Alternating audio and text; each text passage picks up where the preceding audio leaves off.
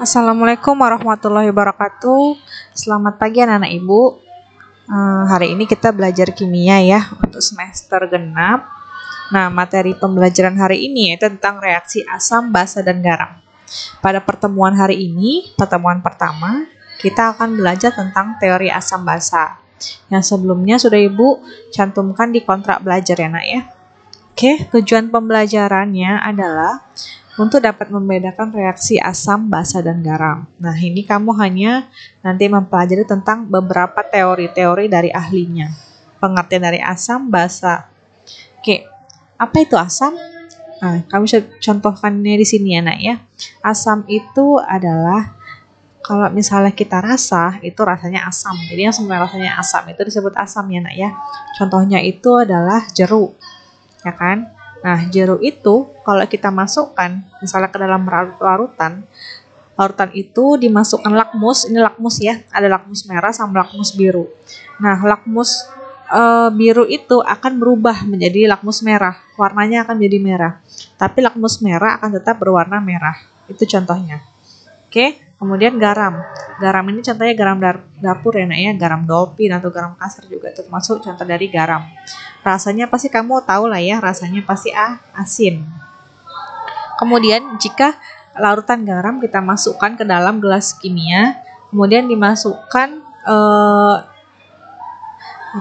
lakmus, kertas lakmus merah. Jika dimasukkan ke dalam larutan garam akan tetap berwarna merah. Sedangkan kertas lakmus biru jika dimasukkan ke dalam larutan garam akan tetap berwarna biru.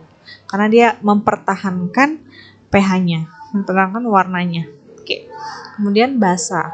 Contohnya basa itu dalam kehidupan sehari-hari adalah sabun mandi ya nak ya, sabun apapun gitu. Kenapa?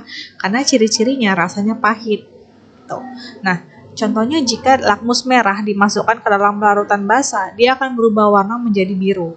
Sedangkan lakmus biru dimasukkan ke dalam larutan basa akan tetap berwarna biru. Oke, ini teori yang pertama dari teori Arrhenius. Ini Bapak Arrhenius ya.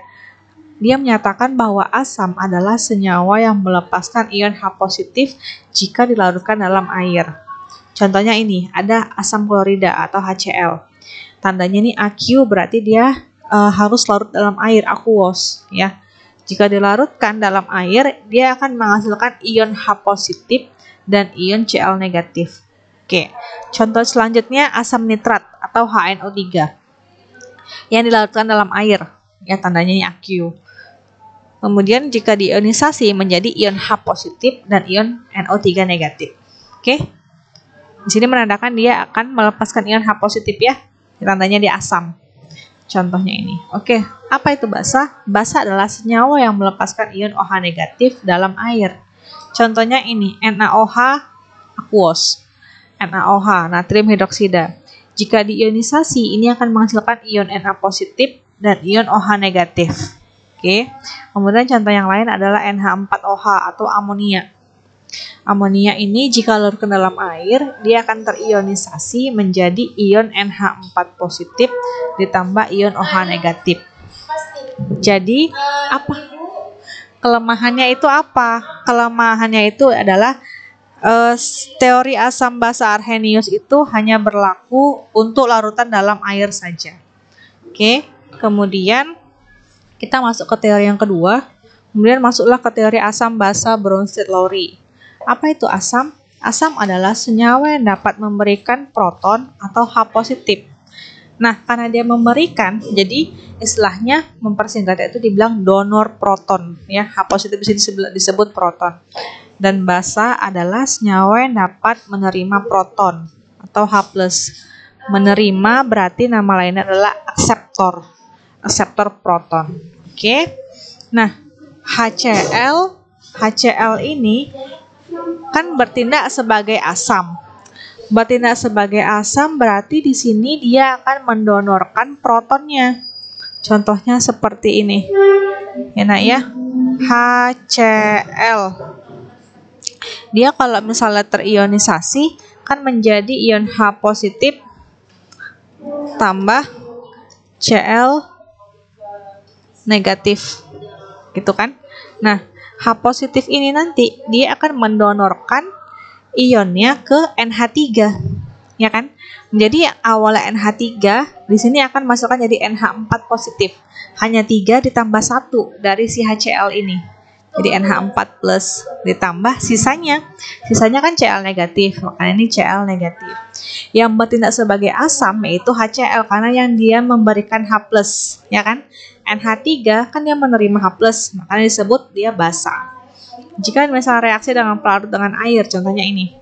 HCOO2H atau HCO2H itu kan asam. Ditambah H2O-nya basa. Kenapa H2O-nya bertindak basa? Gitu ya. Sedangkan di sini contohnya dia asam, yang contoh keduanya. Oke, kita lihat sini. Nah, HCOOH ini, HCO2 ini, dia akan mendonorkan ion H positif. Kita cek di sini ya. Oke. Oke, ini dia. Ya, ini kan dia akan menghasilkan ion H positif ditambah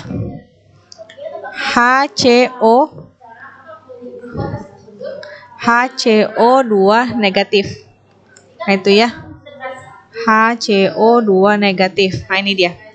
Jadi H+ ditambah HCO2 negatif ini ionisasi dari HCO2H. Di sini H positif ini akan menurunkan ke H2O menjadi H3O+. Makanya di sini H2O-nya bertindak sebagai basa. Sisanya ini dia HCO2 negatif gitu. Nah, ini contoh yang lain adalah NH3 dan H2O. Nah, di sini H2O-nya bertindak sebagai asam. Kenapa? Karena nanti H2O-nya yang menurunkan H positif. Ini contohnya ya. Nah, ini. Ya kan?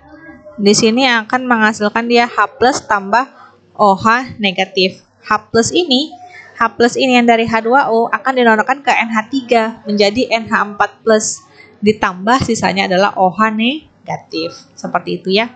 Nah, jadi kesimpulannya air ini H2O dapat bersifat sebagai asam dan basa atau amfipotrik atau amfoter. Oke. Kemudian contoh yang lain ini nak. Pasangan asam basa konjugasi, sorry ya. HCO2H ini bertindak sebagai asam, H2O sebagai basa, H3O+ sebagai asam 2, HCO2- sebagai basa 2. Kenapa? Seperti ini contohnya ya, nak ya. HCO2H ini kan diionisasi menjadi